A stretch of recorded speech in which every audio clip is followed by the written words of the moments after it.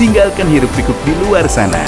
BYD dengan dual mode teknologi menghadirkan getaran dan suara mesin yang minim hingga kabin yang kedap suara.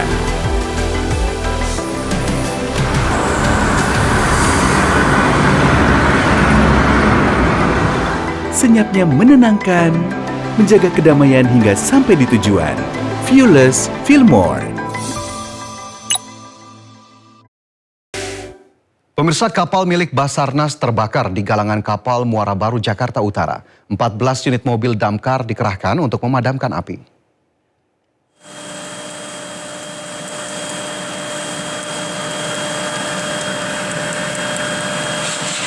Kebakaran hebat melahap KN Saramawijaya, kapal milik Basarnas di kawasan Muara Baru.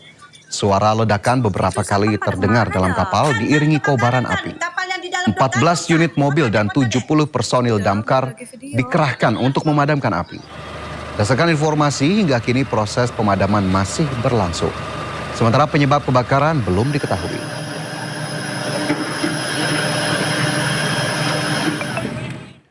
Pemirsa, aksi keji dilakukan kelompok bersenjata OPM pimpinan Kopi Tua Heluka di Yahukimo, Papua Pegunungan. 3 warga tewas usai diberondong senjata api.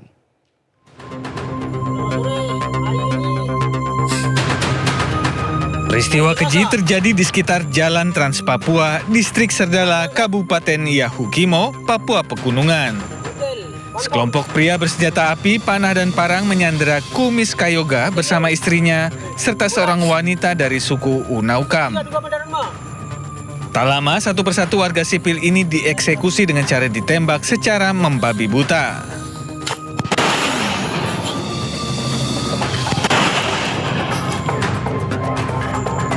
Korban yang bersimbah darah akhirnya tersungkur dan meregang nyawa. Kepala Penerangan Korps TNI Habema, Letkol Infanteri M. Wiraya Arta Adiguna, menyampaikan duka cita yang mendalam kepada keluarga korban. Pasukan TNI kemudian melakukan operasi pengejaran ke kawasan hutan untuk memburu para pelaku teror terhadap warga sipil. Warga diharapkan memberikan informasi kepada TNI Polri jika mengetahui keberadaan anggota OPM pimpinan Kopi Tua Lehuka. Sidang lanjutan perkara dugaan tuduhan ijazah palsu Presiden Republik Indonesia ke-7 Joko Widodo dengan terdakwa Dr. Tifah kembali digelar di Pengadilan Negeri Jakarta Timur. Sidang hari ini beragendakan pembacaan putusan sela dari Majelis Hakim. Terdakwa Tifauzia Tiasuma atau Dr. Tifa dan tim kuasa hukum menyatakan siap menerima apapun putusan Majelis Hakim. Hal tersebut sebagai bentuk penghormatan terhadap proses hukum dan lembaga peradilan. Pada sidang sebelumnya, Dr. Tifa dan tim penasihat hukum telah menyampaikan nota pembelaan atau eksepsi terhadap surat dakwaan jaksa penuntut umum. Setiap orang dilarang melakukan perbuatan yang dapat mencederai dan atau membahayakan keselamatan hakim, majelis hakim, aparatur pengadilan, penuntut umum, penasihat hukum, satuan pengaman pengadilan, pihak berperkara, saksi, ahli, dan ahli pendamping. Selama sidang berlangsung, Ya, pemirsa, sidang putusan sela Dr. Tifa akan menentukan arah perkara apakah berhenti di tingkat eksepsi atau berlanjut ke pemeriksaan pokok. Dan untuk mengetahui suasana sidang di sana, kami telah terhubung dengan rekan Salam Pulungan dan juru kamera Fihir yang kini berada di Pengadilan Negeri Jakarta Timur. Ya, selamat siang Salam, silakan dengan laporannya. Ya, Fajar dan juga pemirsa, baru saja sidang dengan agenda pembacaan putusan sela untuk terdakwa Dr. Tifa di Pengadilan Negeri Jakarta Timur ini baru saja selesai dilangsungkan, di mana tadi majelis hakim ini mengabulkan dari eksepsi atau nota keberatan yang disampaikan oleh pihak terdakwa yakni Dr. Tifa terkait dengan kasus tersebut, di mana memang tadi majelis hakim ini menyatakan bahwa surat dakwaan dari jaksa penuntut umum tidak dapat diterima dan juga dinyatakan batal demi hukum karena memang ini terjadi adanya pencampuran KUHP lama dan juga KUHP baru baru sehingga ini terjadi adanya ambiguitas atau kebingungan dari pasal-pasal yang dicantumkan karena memang tercampur antara KUHP lama dan juga KUHP baru tersebut, sehingga ini tadi dari majelis hakim ini meminta agar jaksa penuntut umum jika berkenan ini untuk segera mengganti dari penggunaan pasal-pasal yang di dakwaan dalam surat dakwaan yang disampaikan oleh jaksa penuntut umum pada beberapa waktu yang lalu. Dan memang dapat kami informasikan juga bahwa tadi juga disampaikan bahwa hakim ini menilai bahwa dikabulkannya poin utama dalam penasihat hukum terdakwa ini membuat materi lainnya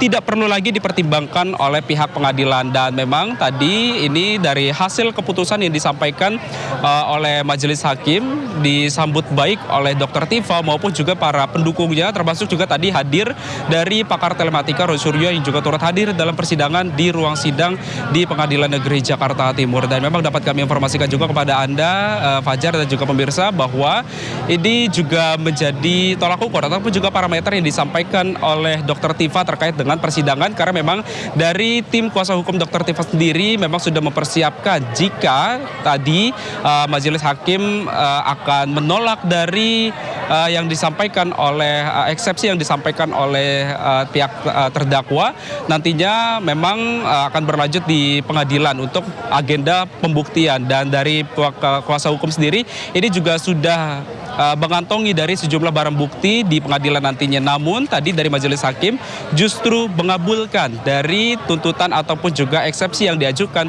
oleh terdakwa, sehingga ini tidak perlu lagi untuk pembuktian lebih lanjut. Dan ini juga menjadi salah satu langkah akhir juga terkait dengan persidangan yang disampaikan ataupun juga persidangan yang berlangsung di Pengadilan Negeri Jakarta Timur. Dan tadi kami juga sempat berbincang bersama dengan kuasa hukum dari Presiden ke-7 Joko Widodo, yakni dari Rifai Kusuma Negara, yang menyampaikan bahwa nantinya dari kuasa hukum dan juga dari jaksa penuntut umum ini akan memperbaiki konstruksi hukum dan juga pasal dakwaan sesuai dengan KUHP baru ataupun juga KUHP lama, sehingga tinggal menyesuaikan saja dari pasal-pasal yang didakwakan, karena memang nantinya ini harus ada kesesuaian. Apakah nantinya konsistensi dari pasal-pasal yang disampaikan, apakah nantinya dari jaksa penuntut umum ataupun juga dari pihak kuasa hukum akan menggunakan KUHP lama ataupun juga KUHP baru. Dan memang dari informasi yang kami dapatkan juga bahwa untuk dari penyesuaian pasal-pasal sendiri tadi disampaikan oleh pihak kuasa hukum Jokowi bahwa nantinya akan berlangsung selama kurang lebih 1-2 hari ke depan, sehingga kita nantinya akan sama-sama menyaksikan ataupun juga menantikan bagaimana pasal-pasal baru yang disampaikan, maksud kami dari pasal-pasal dari KUHP baru ataupun juga dari KUHP lama yang nantinya akan diajukan oleh pihak kuasa hukum ataupun juga dari pihak jaksa penuntut umum di Pengadilan Negeri Jakarta Timur. Fajar. Ya, Salam, tadi sudah disampaikan begitu ya dari pihak kuasa hukum Joko Widodo akan ada perbaikan terkait dengan konstruksi hukum. Tapi kalau dari pihak Dr. Tifa, adakah informasi terkait dengan agenda selanjutnya pasca putusan hari ini ataupun terkait dengan perkara ini? Selanjutnya apa yang akan dilakukan? Ya, Fajar dan juga pemirsa, informasi yang kami dapatkan tadi, kami juga sempat berbincang bersama dengan Dr. Tifa yang memang rencananya akan melanjutkan dari pokok perkara persidangan terkait dengan ijazah Presiden ke-7 Joko Widodo, namun belum disampaikan secara terperinci lebih lanjut bagaimana nantinya langkah selanjutnya yang akan dilakukan oleh Dr. Tifa maupun juga tim kuasa hukumnya ataupun juga dengan Roy Suryo untuk langkah agenda selanjutnya pasca dari putusan sela tersebut, putusan sela pada hari ini. Dan kami masih akan menantikan juga apakah nantinya jalur hukum lainnya yang akan ditempuh oleh Dr. Tifa untuk menuntut keadilan ataupun juga untuk membuktikan ijazah Presiden ke-7 Joko Widodo terkait dengan polemik yang selama ini bergulir di persidangan. Dan memang informasi yang kami dapatkan juga bahwa tadi dari Dr. Tifa pun ini juga menyambut baik terkait dengan putusan pada hari ini, dan memang belum disampaikan secara terperinci dan juga belum disampaikan secara mendetail bagaimana nantinya langkah ke depannya terkait dengan hasil putusan sela yang disampaikan majelis hakim pada pagi hari ini.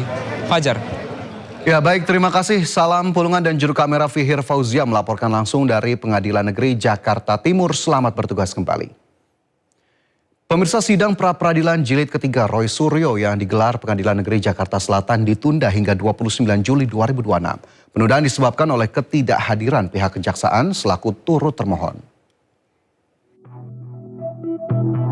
Pengadilan Negeri Jakarta Selatan menunda sidang pra-peradilan yang dilayangkan oleh Roy Suryo terkait ganti rugi atas pengabulan perkara pra-peradilan penggeledahan, penangkapan, dan penahanan dalam kasus tudingan ijazah palsu Presiden ke-7 RI Joko Widodo. Sidang pra-peradilan jilid 3 Roy Suryo ini ditunda hingga 29 Juli 2026 pekan depan. Penundaan disebabkan oleh ketidakhadiran pihak kejaksaan selaku turut termohon dalam perkara tersebut. Untuk itu, Hakim Tunggal memutuskan untuk menjadwalkan ulang persidangan guna memastikan kehadiran seluruh pihak terkait. Hari pertama, ketika pra-peradilan kami selaku pemohon, itu kamilah yang kemudian akan membacakan permohonan kami apa terhadap termohon dan juga terhadap turut termohon. Jadi kami itu tidak bisa kemudian santai-santai. Hari pertama itu hari kita, baru hari kedua besok itu jawaban dari seharusnya termohon dan juga turut termohon. Kemudian kami juga harus langsung memberikan jawaban hari itu juga, yaitu berupa replik dan juga mereka kemudian duplik. Sebelumnya pada sidang pra-peradilan kali ini, Roy mengajukan gugatan untuk menuntut ganti rugi kepada pihak Polda Metro Jaya dan Kejaksaan sekitar 210 juta rupiah atas upaya paksa yang dilakukan penyidik Polda Metro Jaya. Dari Jakarta, Tim Liputan iNews melaporkan.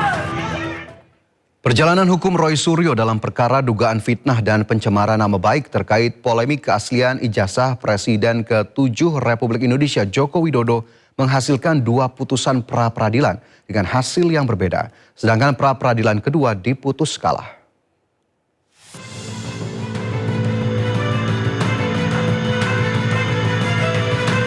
Perjalanan hukum Roy Suryo dalam perkara dugaan fitnah dan pencemaran nama baik terkait polemik keaslian ijazah Presiden RI ke-7 Joko Widodo menghasilkan 2 putusan pra-peradilan dengan hasil yang berbeda. Dalam permohonan pertama pada putusan yang dibacakan 7 Juli 2026, Roy Suryo memperoleh kemenangan. Hakim menyatakan penggeledahan, penangkapan, dan penahanan Roy Suryo tidak sah. Dalam amar putusan lainnya, Hakim juga membebankan biaya perkara kepada termohon dengan jumlah nihil. Tentu saja, sama seperti tadi yang Bang Refli sampaikan, kita yang pertama patut bersyukur kepada Tuhan Yang Maha Kuasa, Allah Subhanahu wa Ta'ala, yang telah dengan secercah harapannya memberikan kita semangat, memberikan kita asa, memberikan kita niat untuk memperbaiki hukum negeri. Ini hukum bukan untuk saya, bukan untuk Roy Suryo dan tim kuasa hukum Tokham yang hari ini mendampingi saya, tetapi adalah untuk kita semuanya. Namun dalam pra-peradilan kedua yang digelar 20 Juli 2026, Roy Suryo harus menerima kekalahan. Hakim Tunggal Sidang Pra-peradilan Roy Suryo I Ketut Darpawan memutuskan menolak seluruh permohonan pra-peradilan kedua Roy Suryo. Hakim menilai Roy Suryo sengaja memecah satu persatu dan menyalahgunakan pra-peradilan dengan tujuan menunda pokok perkara. Dengan demikian, penetapan status tersangka Roy Suryo sah. Kita hormati putusan ini dan tentu kalau ditanyakan pada Mas Roy apakah Mas Roy siap untuk pokok perkara, at any time kita siap. Ya, ini adalah the lawyer's way untuk mencari jalan agar kemudian Mas Roy ringan, ya, kemudian ringan langkahnya ketika harus berhadapan dengan pokok perkara. Selain itu, Roy Suryo juga sudah mendaftarkan gugatan pra-peradilan ketiganya yang meminta ganti rugi dan rehabilitasi ke Polda Metro Jaya atas penangkapan, penahanan, serta penggeledahan yang dinyatakan tidak sah dalam penanganan kasus dugaan fitnah ijazah Jokowi. Dari Jakarta, Tim Liputan iNews melaporkan. Kubu Roy Suryo membantah tudingan yang menyebut pihaknya sengaja mengajukan pra-peradilan berjilid-jilid untuk menunda sidang pokok perkara kasus tudingan ijazah Presiden ke-7 Joko Widodo. Kini Roy Suryo tengah mengajukan pra-peradilan jilid 3 atas ganti rugi imbas penahanan Polda Metro Jaya.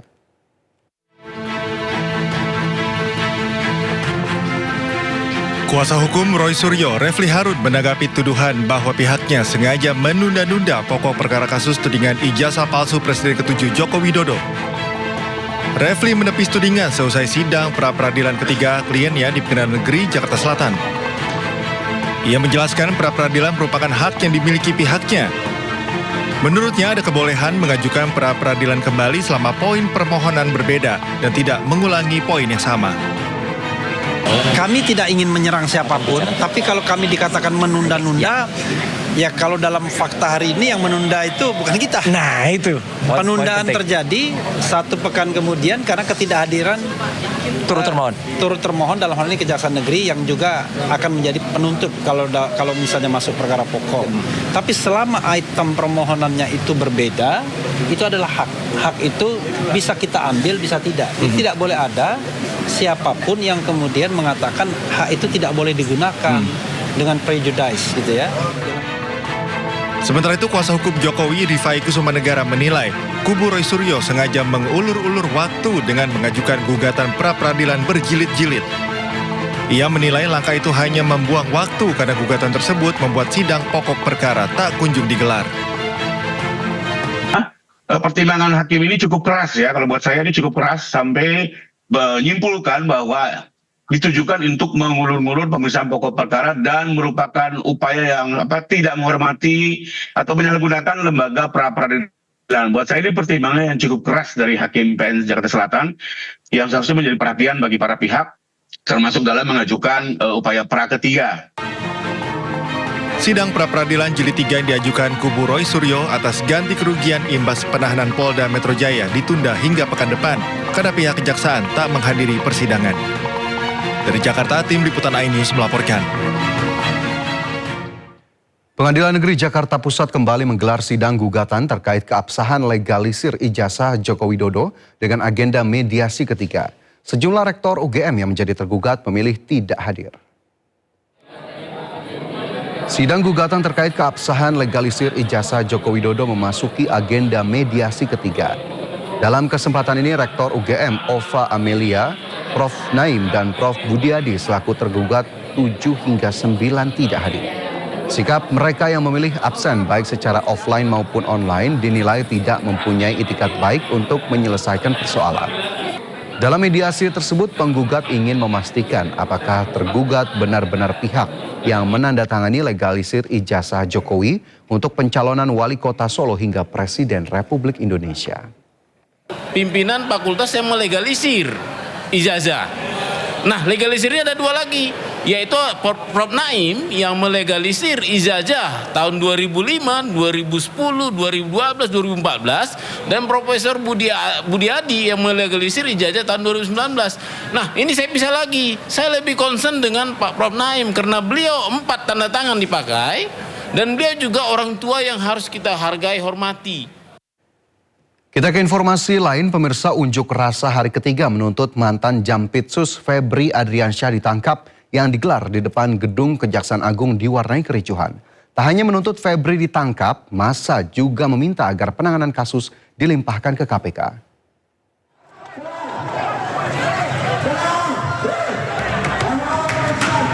Unjuk rasa hari ketiga di depan Gedung Kejaksaan Agung Republik Indonesia, Kebayoran Baru, Jakarta Selatan pada Rabu sore diwarnai kericuhan. Kericuhan bermula saat petugas kepolisian berupaya menghalangi massa aksi dari jaringan intelektual hukum nasional melakukan pembakaran ban dan poster.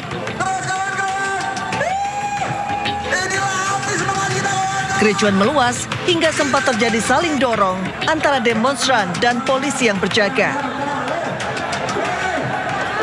Kericuhan akhirnya mereda setelah pihak kepolisian dan perwakilan demonstran berhasil meredam emosi massa. Dalam aksi unjuk rasa yang diawali long march dan penutupan ruas jalan ini, massa menuntut agar Kejaksaan Agung menangkap mantan Jampitsus Febri Adriansyah yang kini tidak diketahui keberadaannya.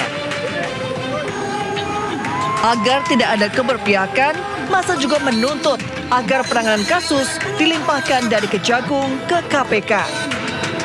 Serta penanganan kasus dilakukan secara transparan dan profesional.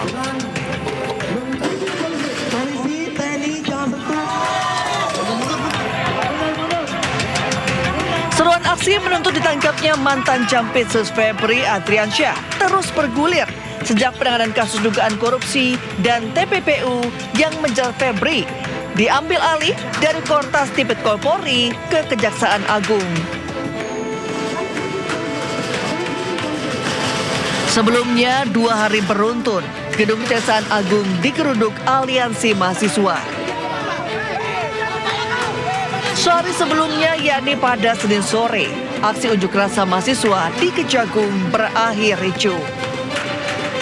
Masa beberapa kali berusaha merangsek ke dalam gedung Bundar Kejagung, namun dihalau petugas.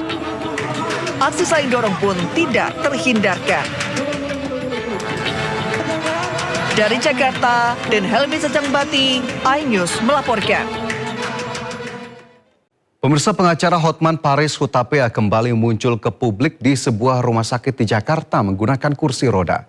Hotman menyatakan mundur sebagai kuasa hukum ex-Jampitsus Febri Adriansyah dengan alasan kesehatan.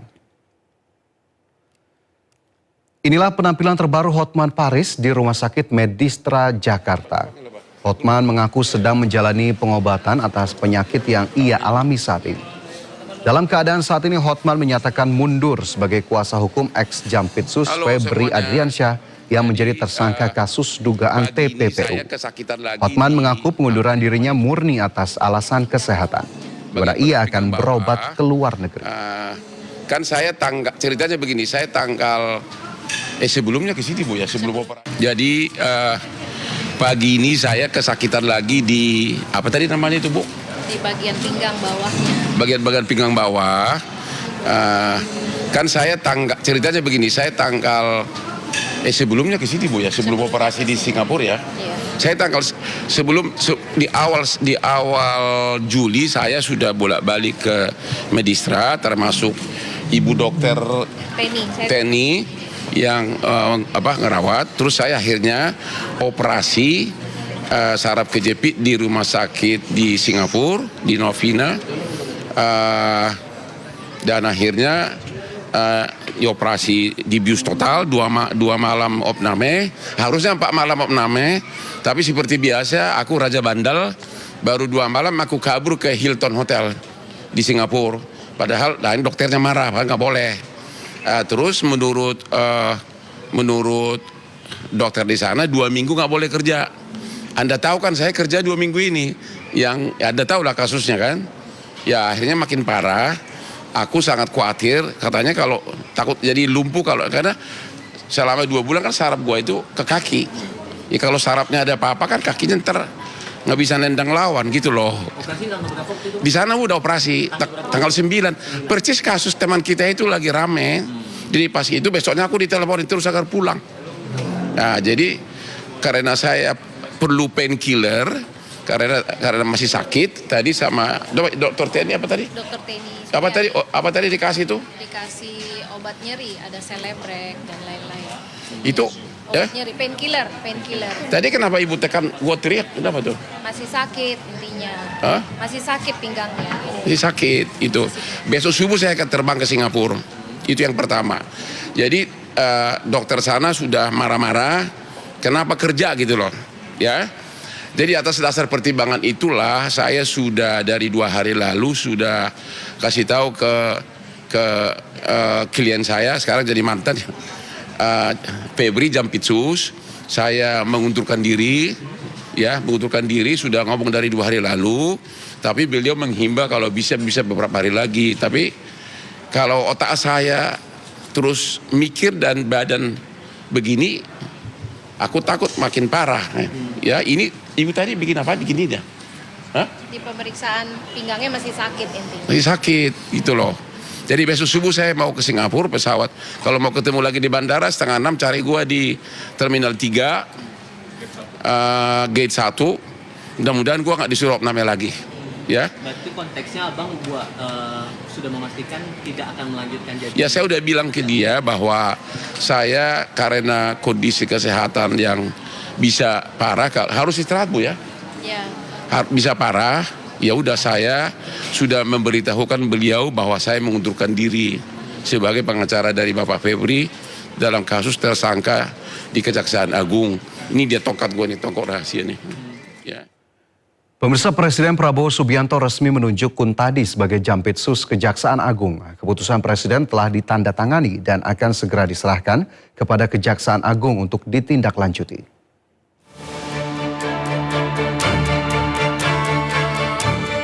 Presiden Prabowo Subianto resmi menunjuk Kuntadi sebagai Jaksa Agung Muda Bidang Tindak Pidana Khusus atau Jampitsus Kejaksaan Agung, menggantikan Febri Adriansyah yang tersandung kasus korupsi. Pengangkatan itu dilakukan setelah Prabowo menandatangani keputusan Presiden atau Kepres sesuai usulan Jaksa Agung ST Burhanuddin. Menteri Sekretaris Negara Prasetyo Hadi mengatakan Kepres tersebut telah ditandatangani Presiden dan akan segera diserahkan kepada Kejaksaan Agung untuk ditindaklanjuti. Dapat kami informasikan bahwa kemarin Bapak Presiden telah menandatangani Kepres sesuai dengan hasil dari tim penilai akhir sebagaimana mengacu kepada surat usulan dari Jaksa Agung yang kemudian rencananya hari ini akan kami tindak lanjuti secara administratif untuk nantinya petikan dari Kepres tersebut kami kirimkan kepada instansi terkait, dalam hal ini Kejaksaan Agung. Kuntadi diusulkan menggantikan Febri Adriansyah yang sebelumnya mengundurkan diri dari jabatan Jampitsus.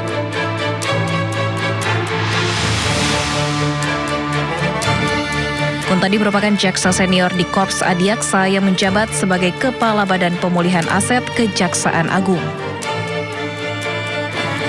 Tim Liputan iNews melaporkan. Ex-Wamentan Sudaryono dilantik sebagai Kepala Badan Gizi Nasional menggantikan Nani S. Deang yang mengundurkan diri karena alasan kesehatan. Sudaryono dilantik langsung oleh Presiden Prabowo di Istana. Kepala BGN yang baru, Sudaryono, mengaku dihubungi langsung melalui telepon oleh Mensesnek Prasetyo Hadi dan Sekretaris Kabinet Teddy Indra Wijaya terkait tugas barunya menggantikan Nani S. Deang. Sudaryono mengaku akan menjalankan tugasnya secara transparan dan tidak boleh ada pengelolaan MBG secara sembunyi-sembunyi. Setiap anggaran yang dikeluarkan untuk program MBG harus sesuai dengan tujuan program. Sudaryono meminta masyarakat melaporkan jika ada yang mencatut namanya untuk kepentingan tertentu. Bahwa saya memiliki keluarga, saya memiliki sahabat, saya memiliki teman, rekan, siapapun itu termasuk alumni dan seterusnya. Dan saya ingin menyampaikan bahwa sebagai kepala ini, kalau nantinya ada orang misalnya menawarkan jasa, barangkali dengan imbalan, ngaku-ngaku orang saya, keluarga saya, sahabat saya, teman saya, alumni bersama saya dan lain-lain, yang dirasa tidak sesuai, saya pastikan itu tidak benar. Dan saya minta kepada yang bersangkutan misalnya, itu kemudian dilaporkan kepada pihak yang berwajib. Nggak ada. Saya tidak punya SPPG, saya tidak punya dapur, saya tidak ada keluarga saya yang punya dapur dan punya SPPG. Presiden Prabowo Subianto menunjuk Wakil Menteri Pertanian Sudaryono menjadi Kepala Badan Gizi Nasional. Sudaryono ditunjuk menggantikan Nani Sudaryanti Deang yang mengundurkan diri karena alasan kesehatan.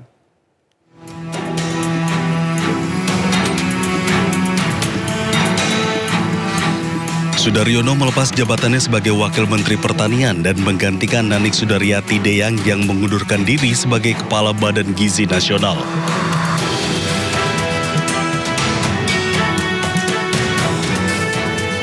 Sudaryono lahir di Grobogan, Jawa Tengah pada 23 Januari 1985. Sebelumnya ia mengawali karirnya pada tahun 2014 sebagai Corporate Secretary Nusantara Energy. Pada tahun 2019 ia juga menjabat CEO PT Nusantara Telematic System. Di tahun 2020 ia dipercaya menjadi Chairman PT Sahabat Sejati Sejahtera Pharma. Di tahun yang sama ia juga menjadi Wakil Sekretaris Jenderal Partai Gerindra. Selanjutnya tahun 2025 karir Sudaryono sebagai Komisaris PT Pupuk Indonesia. Selain menjadi Wakil Menteri, Sudaryono juga aktif di sejumlah organisasi. Ia merupakan Ketua Umum Himpunan Kerukunan Tani HKTI, Ketua Umum Tani Merdeka Indonesia TMI, Ketua Umum Asosiasi Pedagang Pasar Seluruh Indonesia APPSI, Ketua Dewan Pembina DPP Pedagang Pejuang Indonesia Raya PAPERA. Diketahui Sudaryono ditunjuk sebagai Kepala Badan Gizi Nasional karena pengalamannya, di mana pengalaman Sudaryono sebagai Wamentan berkaitan dengan gizi. Pemirsa, mengapa wali kota New York menolak kehadiran Perdana Menteri Israel ke kota tersebut? Simak dialognya usai jeda berikut ini, tetaplah di Indosiar.